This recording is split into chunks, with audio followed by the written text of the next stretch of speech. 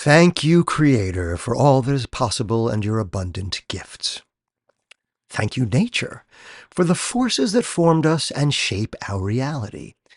Thank you, Science, for the path and the tools we use to explore and understand both nature and the divine. Thank you, friends and fellow humans, for choosing to walk this path. Welcome back, Seekers. In an earlier sermon, I said that if there is a creator responsible for everything, then we should be able to find evidence everywhere. The creator isn't hiding from us, which makes it exciting to add the methods and practice of science to our quest for the divine. It is important to remember, however, that observations are easy, while conclusions can be difficult. So let me start with something curious that happened in 2009 at the Sea Star Aquarium in Coburg, Germany. It wasn't headline-worthy, yet opens an interesting portal into how we think about intelligence, consciousness, and what it means to recognize the divine in unexpected places. For several sequential days, the aquarium staff would arrive in the morning to find that part of the electrical system had shorted out. Some sleuthing revealed that a 6-month-old octopus named Otto was the culprit. Otto had already demonstrated playful creativity and problem-solving, and the aquarium staff had even trained Otto to aim and squirt water at visitors.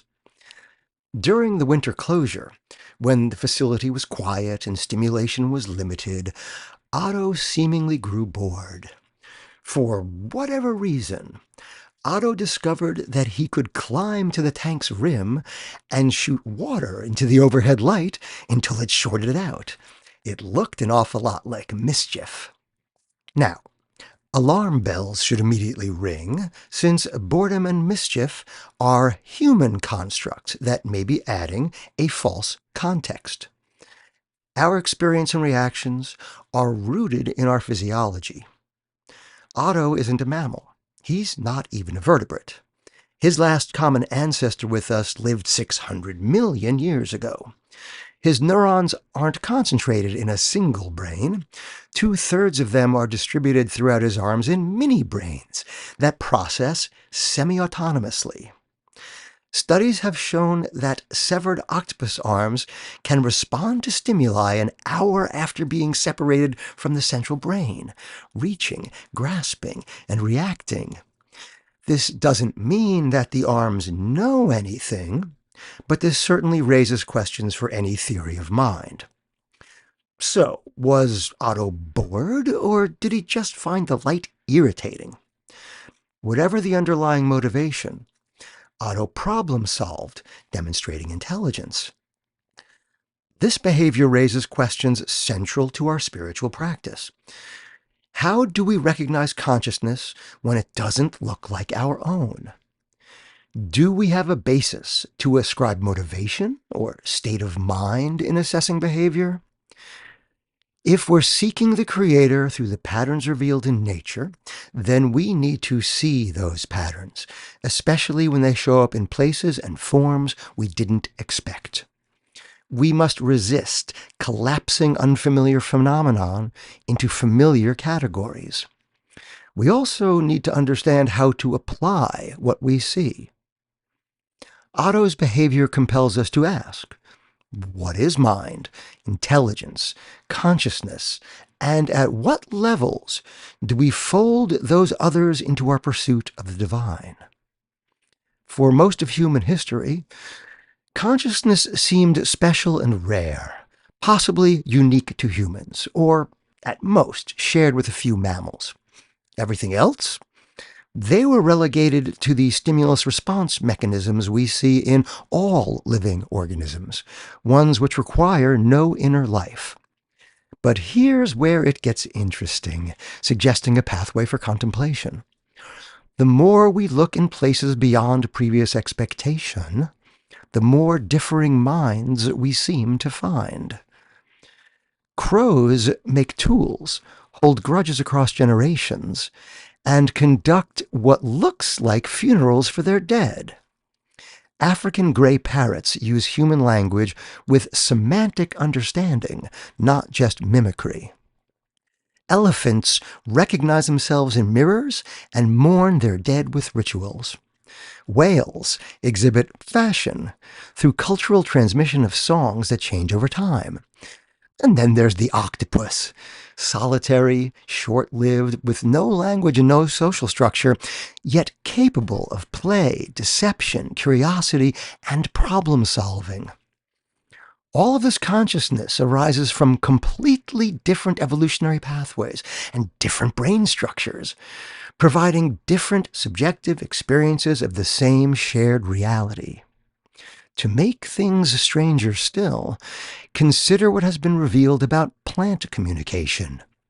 Plants have no brain, yet they use airborne chemicals, underground fungal networks, electrical signals, and possibly sound vibrations to share information about threats, resources, and kin. Is this a form of consciousness? No one can say. At the very least, plants are connected and communicating in functionally meaningful ways. Nature demonstrates wide variation in its strategies, repeatedly solving similar problems through different means. So if consciousness keeps emerging in mammals, birds, cephalopods, and possibly plants, then consciousness starts to look less like an evolutionary accident and more like a feature of our reality. A pattern. An intention?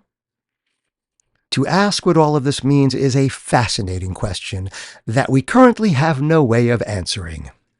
Is this the Creator's signature written across the evolutionary tree?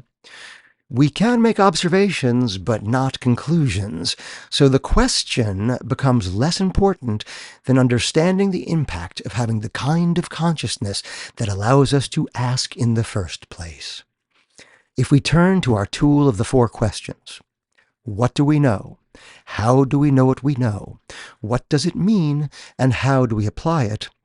We can use the 3rd question and ask, what does it mean that consciousness is woven through the creation?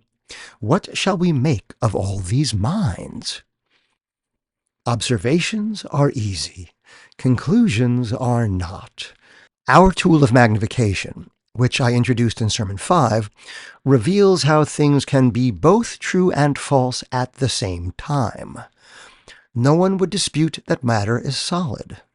A simple experiment of trying to push your fingers through a tabletop can validate that hypothesis quite easily. Yet at the atomic scale, that solid is revealed as mostly space, with fields and probabilities holding a pattern. As a general rule, the more complex the nature of the question, the more precise we must be about scale before reaching a conclusion. What feels absolute may be applicable only at one resolution. In perceiving consciousness in other beings, how should we proceed? One could easily be led to the path of ahimsa, which is the ethical principle practiced in the Hindu, Buddhist, and Jainist traditions of not causing harm to other living things. Their practice is inspired by the premise that all living beings, including microscopic ones, have the spark of divine spiritual energy and require respect. They avoid violence because they believe that to hurt another being is to hurt oneself. How this practice is expressed varies among the traditions. Taken to a logical extreme, Jain ascetics sweep the ground in front of them as they walk to avoid injuring even minuscule forms of life.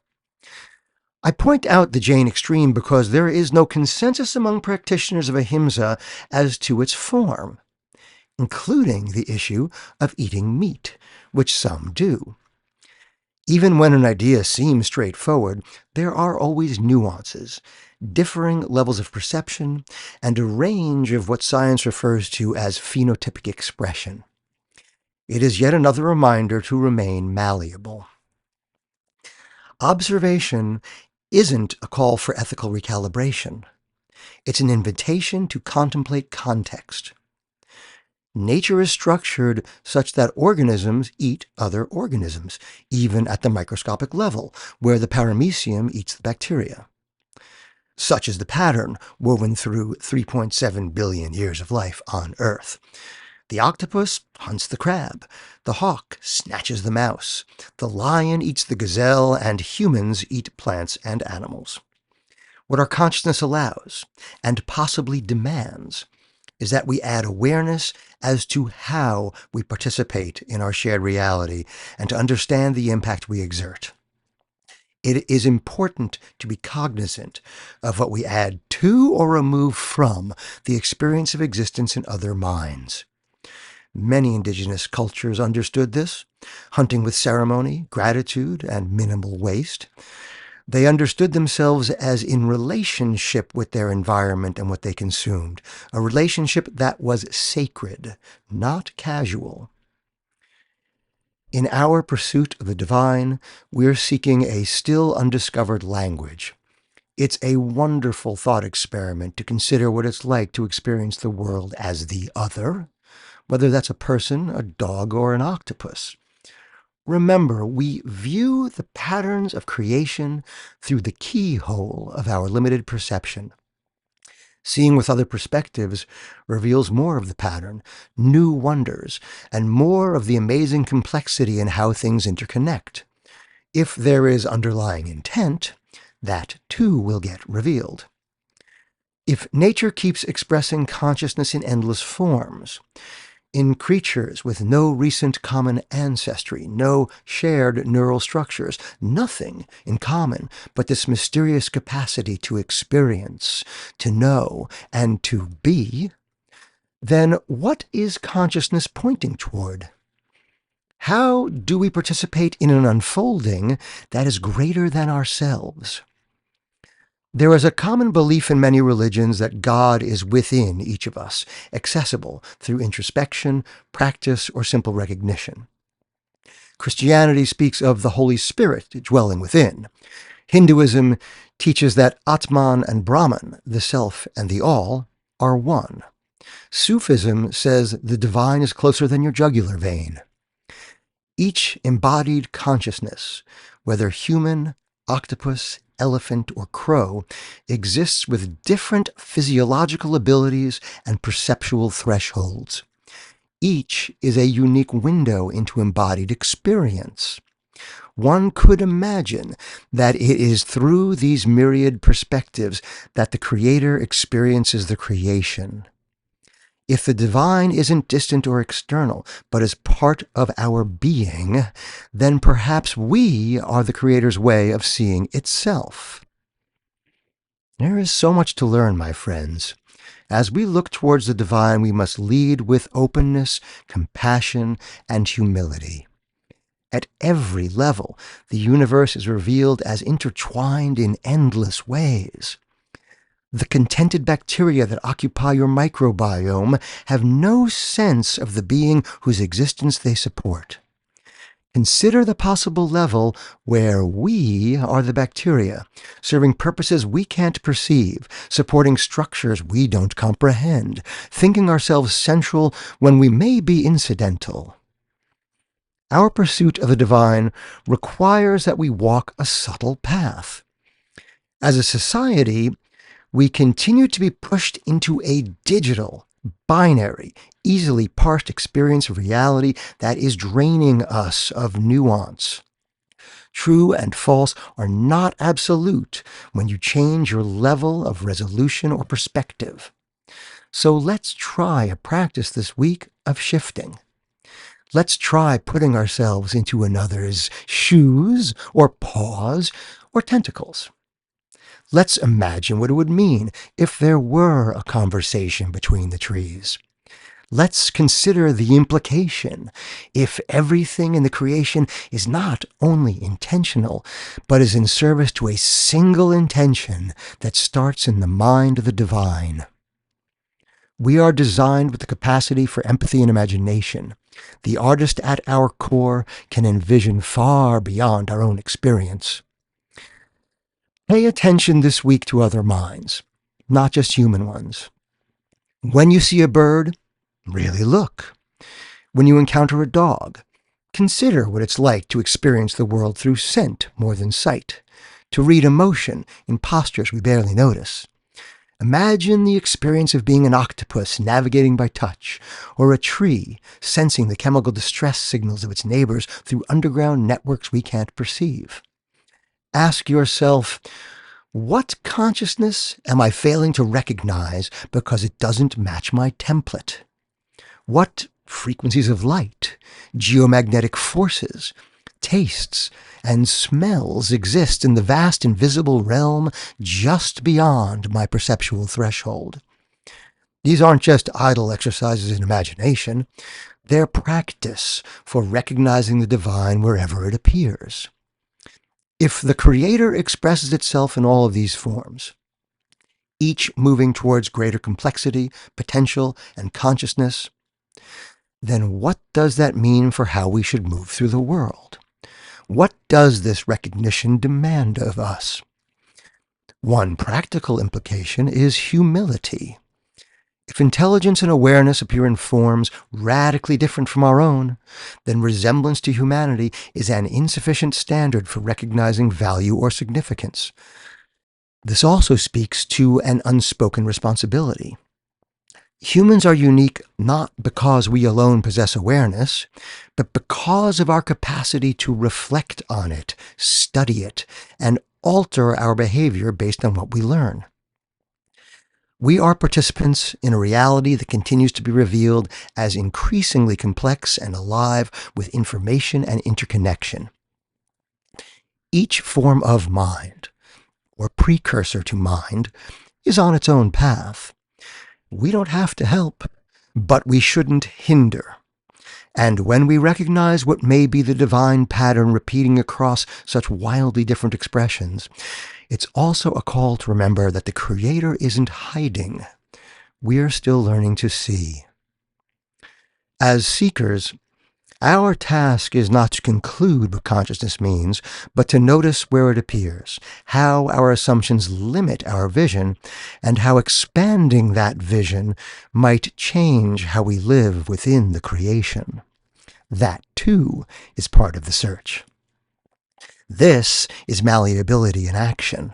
This is releasing word prisons. This is what it means to walk our paths with eyes open to what was always there, waiting to be recognized. Once again, I give thanks for the gift of today with all that it entails. Honor the Creator, honor the creation.